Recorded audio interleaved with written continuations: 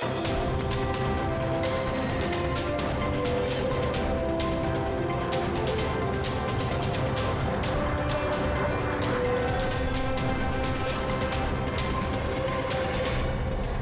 welcome to the Daily English News program on Azərbaycan Televiziya with the most important events of the day. I'm Gülər Hətamova. The 7th of February is a historic day. For the first time, the voting will take place in all territories liberated from occupation. 6,428,623 voters will vote in total 6,537 polling stations. It was announced during a press conference attended by both local and foreign media representatives. At the press conference held regarding the final preparations for the extraordinary presidential elections, Central Election Commission Chairman Mazahir Panahov stated that the number of registered observers was 90,372. 790 of them are international observers. All necessary measures have been taken to ensure transparent conduct of the elections, and a full complement of observers have already arrived in the country to monitor the process.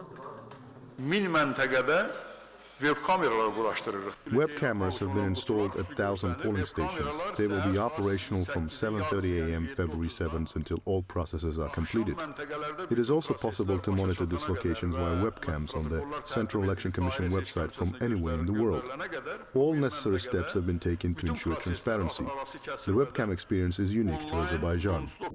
The chairman of the Central Election Commission mentioned that for the first time in 30 years, voting will take place in the territories liberated from occupation. Although there has been migration to Laçız and Gilan and Fizuli, a significant number of citizens have applied for a day registration card to vote in these areas. During the press conference, international organizations were advised to observe the liberated areas on election day. International observers, in particular the OSCE, should monitor the elections in the liberated areas. It has been reported that OSCE representatives have already visited these areas and met with chairpersons of the district election commissions. Some institutions have already announced the intention to visit the liberated areas on the election day.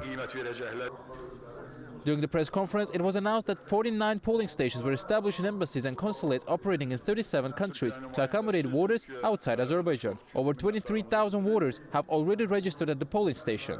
Additionally, voting conditions have been created for citizens with physical limitations. The presidential elections have also garnered significant attention from the world media. A total of 216 journalists from 109 international media organizations will cover the elections. The media representatives' questions were answered at the end. Ombudsman Sabine Alieva visited the polling stations in the territories liberated from occupation created in connection with the extraordinary presidential elections. Sabine Alieva familiarized herself with the process of preparing for voting at polling stations in Xankəndi, Şuşa, and Laçın.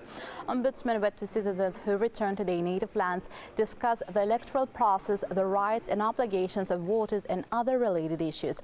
Events aimed at ensuring citizens' electoral rights were organized in Baku, Gəncə, Şəki, Masallı, Quba, and Naxçıvan. The Azərbaycan Press Council's hotline will operate during the upcoming presidential election on February 7.